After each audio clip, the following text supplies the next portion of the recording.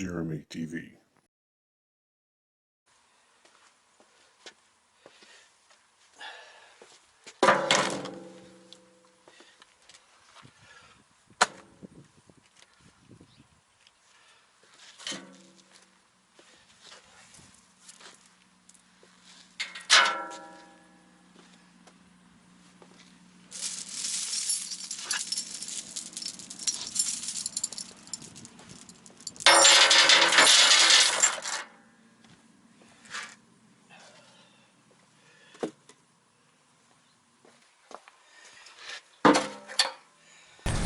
Welcome back to the channel. Jeremy here, and I've got an unplanned project to do today. My wife and I have been gone for a few days, and my mom and dad stayed here while we were gone, and my dad told me that I had a tree down on the fence. So I was pretty sure I knew which tree it was. I knew it was either dying or dead, and this is why it's very important to practice maintenance on your place. When you've got trees, you've always got work to do, and especially if those trees are near a fence line, you've really got to watch what's going on near those fences, because a fence is not a simple project and it's not a cheap project. And part of taking care of those fences is keeping trees back off of the fence, and also getting to potential problems before they become a problem. So as you can see, this huge part of this tree broke off way up there and fell onto the fence. So now, luckily the fence is not broken. The fence is bent, the top two wires are bent down, and I've probably got a couple of clips to replace. Other than that, it's not bad, and for as much weight as I know that's got to be on that fence, I'm pretty pleased that the fence held up. It's not an old fence. It's only been up about 5 years. My dad and I put it up before we built the house here, right after we bought the place. And it's a good fence. We did good work on it. I should say he did good work, and I was a pretty decent helper. But this tree is shot, and it's way deader than I thought. And I didn't do a very good job last winter taking care of the stuff I should have been taking care of. Part of that wasn't really my fault. Part of that was due to just all the craziness we've had this past year, but I just should have done a better job. And this is what happens when you don't properly maintain the areas around your fences. Now, had this happened on the east side, where the fence is not nearly as strong, then this would have been a mess, and we would have had to replace a fence. So the thing about this fence is it joins with the neighbor's 50 acres, and he has cows. So if you lose a fence on this side, then you got the problem of cows coming over onto your side, which isn't a huge problem because I don't have my own cows, but it's just something I want to avoid. I've noticed it yesterday when I came over here to check on it, and I'm noticing it today. There are a lot of wasps flying around this tree. From the looks of the tree, the way the woodpeckers got it hollowed out up there, and as rotten and hollow as I'm sure that thing is, there's probably a great big wasp nest up in there, and I don't know that I want to cut that whole thing down right now.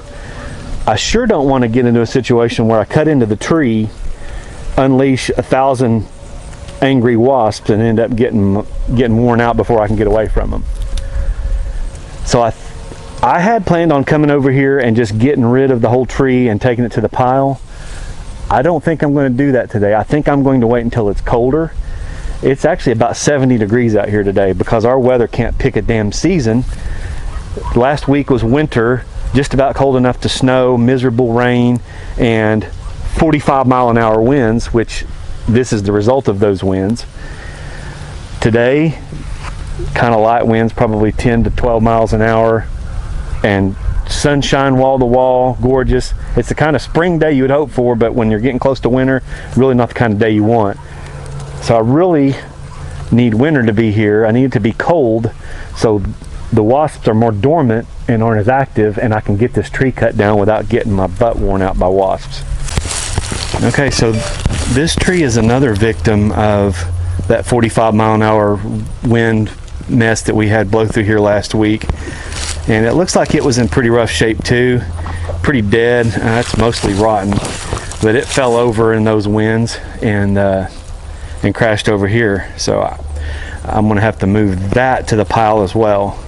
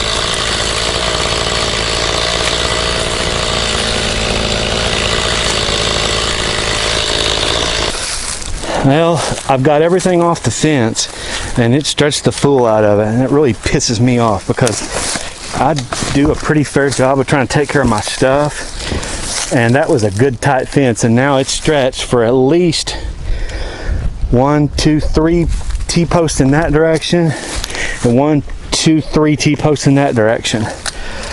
The good news is it never failed. I mean, it held up a lot of weight. This little cedar tree right here took the brunt of some of it too.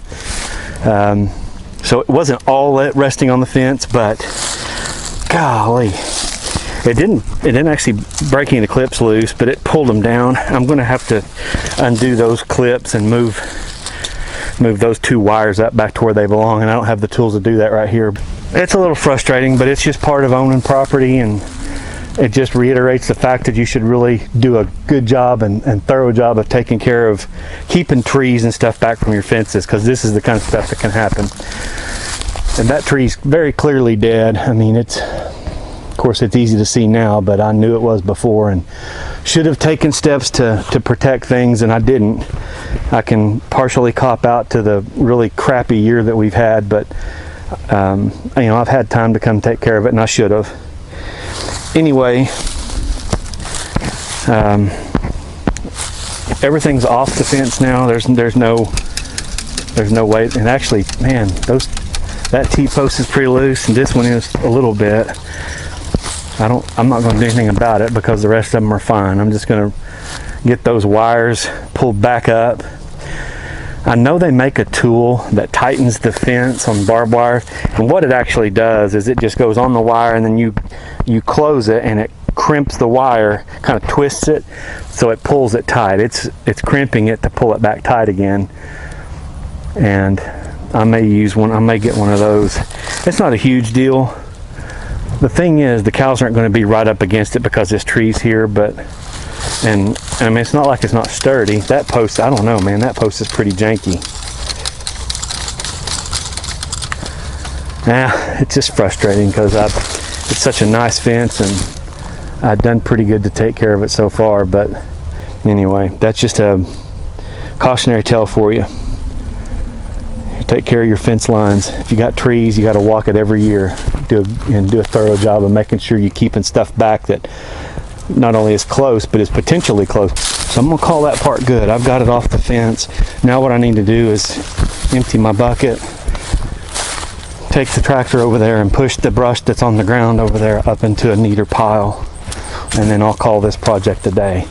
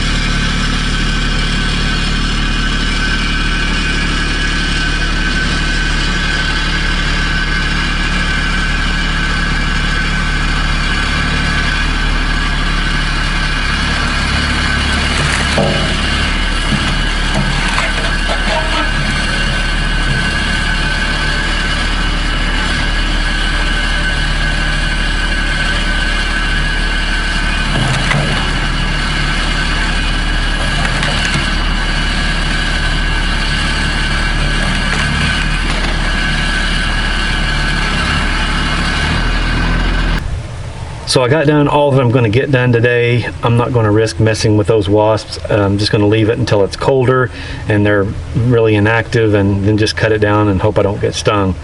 But I got what I set out to do, which was to get that stuff off the fence, get the pressure off those wires, and now I'm going to have to come out and at least adjust them and maybe reset one of the T-posts and maybe tighten the wires up as well. But it's okay right now. It's not going anywhere. It's not down.